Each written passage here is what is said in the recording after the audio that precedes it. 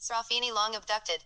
In 1871 near Harrison Lake, in British Columbia, it was reported that a 17-year-old Indian girl named Srafini Long was snatched against her will and forcibly carried off by a young male Bigfoot. For several miles she was impelled into the darkness of the forest. Scared and confused, she was led by her captor across the Harrison River to a remote part of the wilderness. There, near a small rock shelter, her journey finally ended. In the shelter, to her dismay, she found herself in the presence of two older and larger Bigfoot, one male and one female. Apparently her younger abductor was their offspring. Terrified, her mind filled with dreadful thoughts of becoming the unwilling captive of this fearsome Bigfoot family.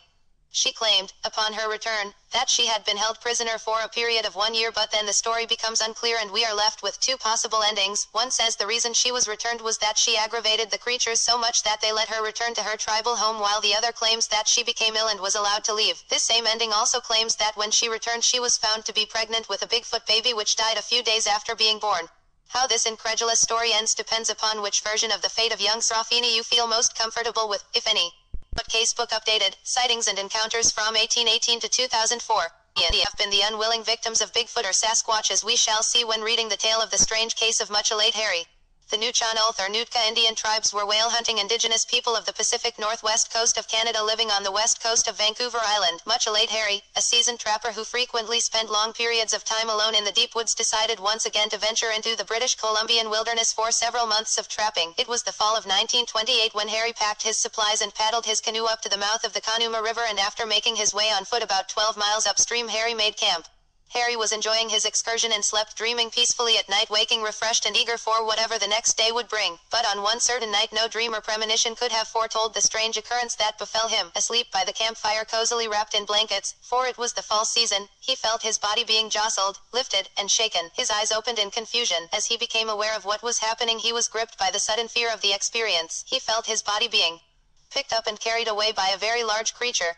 Now Harry was strong and tough, but try as he may he could not struggle his way free. As he tried to break the hold of the unusually strong arms that held him, he saw the creature's face and realized his kidnapper was a very large Sasquatch.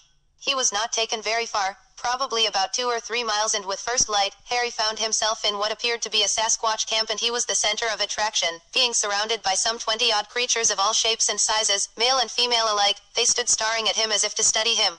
Harry was scared. This rugged mountain man was terrified. Cautiously Harry moved his eyes, glancing around the campsite looking for anything that he might be able to use as protection. All he saw was a large number of bones scattered about the grounds, bones no doubt, left over from who or whatever had been eaten some time before. Harry knew that his bones would soon join them. Curiously, a Sasquatch moved toward Harry and tugged at the woolen underwear that he had worn to sleep the night of the incident. Others also stepped forward and grabbed at this strange thing that surrounded Harry's body, still unaware of what it was, but they did not harm him, they just continued to stare. At one point during the day the creatures seemed to lose interest in Harry. They disassembled and went about their daily business. Harry, searching for a means of escape, quickly seized the opportunity and without looking back jumped up and ran as fast as he could barefoot through the woods. He ran for his life, past his campsite, straight to where his canoe was anchored 12 miles away at the mouth of the Conuma River, and headed back to Vancouver Island. About 3 a.m. on the following morning, Father Anthony, a Catholic missionary living at the time in the Nootka village, heard and was awakened along with other villagers by the screaming and yelling of a voice crying out from the waters near the village. Torches were lit and through the flickering light could be seen a torn and shattered man lying in his canoe. He was barefoot, cold, wet, and exhausted, having paddled 45 miles non-stop from the mouth of the Conuma River. His almost lifeless body was carried to a safe, warm place in the village and Harry was nursed back to health. 3. A Catholic missionary living at the time in the Nootka village, heard and was awakened along with other villagers by the screaming and yelling of a voice crying out from the waters near the village. Torches were lit and through the flickering light could be seen a torn and shattered man lying in his canoe. He was barefoot, cold, wet, and exhausted, having paddled 45 miles non-stop from the mouth of the Conuma River. His almost lifeless body was carried to a safe, warm place in the village and Harry was nursed back to health.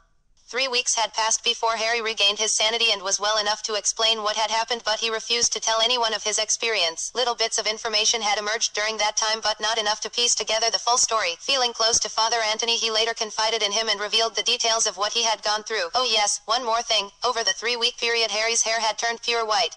Much-alate Harry never went back to retrieve his belongings at his campsite, and much-alate Harry never went back to the river or into the woods again.